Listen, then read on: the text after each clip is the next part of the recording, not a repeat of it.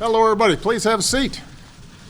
Have a seat. Well, I just want to come by to say thank you for being here and the extraordinary work that you do each and every day. I was a little bit delayed. Some of you are aware there were shootings in Germany, and we don't yet know exactly what's happening there, but obviously our hearts go out to those who may have been injured. It's still an active situation, and Germany is one of our closest allies, so we are going to pledge all the support that they may need in dealing with these circumstances. It's a good reminder of something that I've said over the last couple of weeks, which is our way of life, our freedoms, our ability to go about our business every day, raising our kids and seeing them grow up and graduate from high school and now about to leave their dad. I'm sorry, I'm getting a little too personal. Getting a little too personal there. That depends on law enforcement. It depends on the men and women in uniform every single day who are under some of the most adverse circumstances imaginable at times, making sure to keep us safe. And obviously, we have gone through a really tough time these last couple of weeks on a whole bunch of fronts. And most recently, I had the tough job of talking to the widows of those police officers who had been killed in Baton Rouge. And I know that for men and women in uniform, each loss like that is like a loss in your own family. But I wanted to come by to make sure that all of you knew how grateful the American people are for your service, how appreciative we are of your sacrifice. As a general proposition, you guys are not looking for the spotlight. You just want to do your jobs and keep your community safe. And you also want to come home to your own families at the end of a tough day. And for you to put yourself out there like that is one of the greatest gifts that you could give your fellow citizens. So our job is to support you in every way that we can. It is my view, and let's be honest, sometimes this is a controversial view, that one of the best ways to provide support to our police officers is to make sure that we are addressing potential underlying tensions between officers in the communities where they're serving. That pretending sometimes that those tensions aren't there is not going to make things better. But when we're able to bring people together and strengthen those bonds, then that's going to make the lives of police officers on a day-to-day basis just a little bit easier. And it's going to make our streets safer, and it's going to create the kind of atmosphere whereby we continue to bring crime rates down to near historic levels. And I made this point at a press conference yesterday because we're in political season and there's a lot of discussion. The fact of the matter is that as disturbing as some of the upticks in crime that we've seen in some of our cities around the country, including my hometown of Chicago, violent crime is substantially lower today than it was 10 years ago, 20 years ago, or 30 years ago.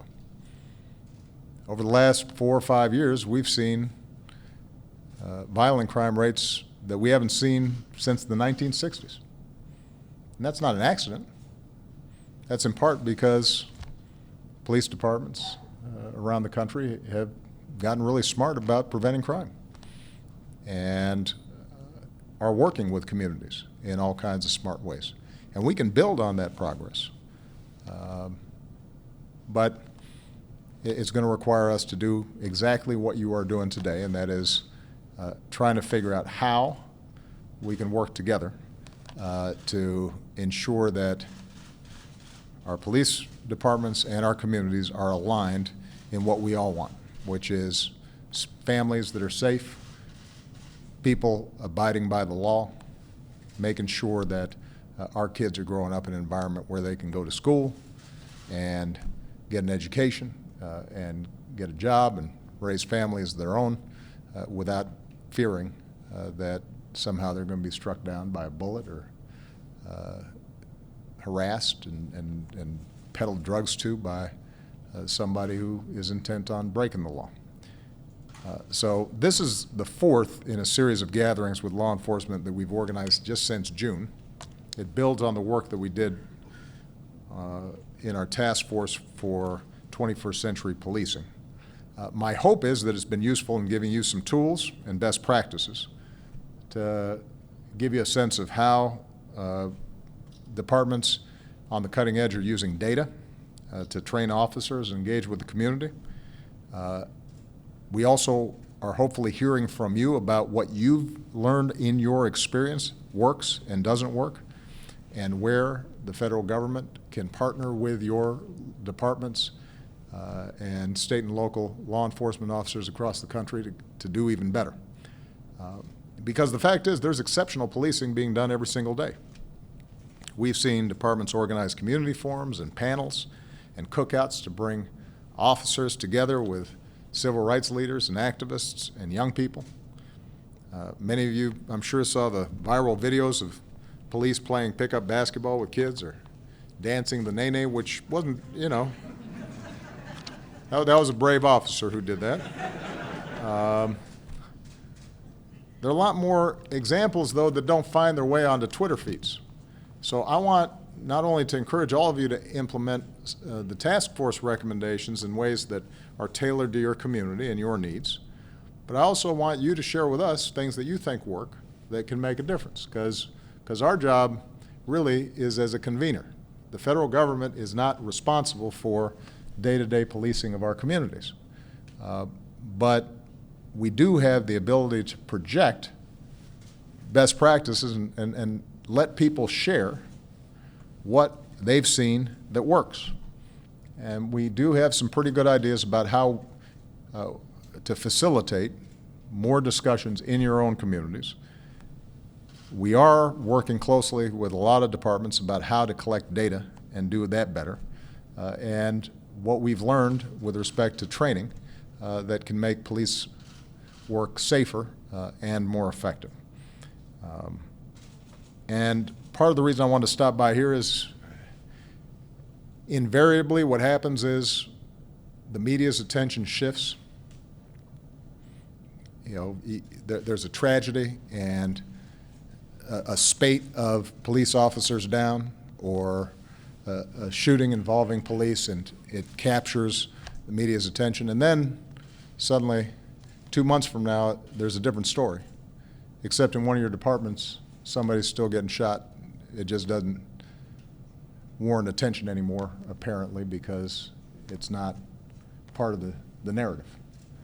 And what I promised both those who were angry about Minnesota and Baton Rouge, but I also promised the widows and families and children of folks in Dallas and Baton Rouge was that this is something we need to care about all the time. This is something we are going to sustain. This is not a one-off. We're going to just keep on at this, and progress is not always going to be as quick as we'd like. And there are going to be misunderstandings sometimes, and there are going to be temptations for politics to fan the flames of division instead of trying to bring people together.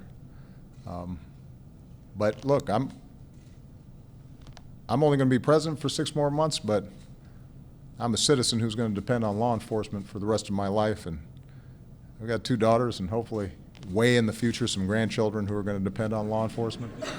And so I've got a big stake in this, and I'm going to make sure that I can do everything I can to move this in a positive direction, so that out of some heartbreaking tragedy, we can look back 5 years from now, 10 years from now, 15 years from now and say, you know what,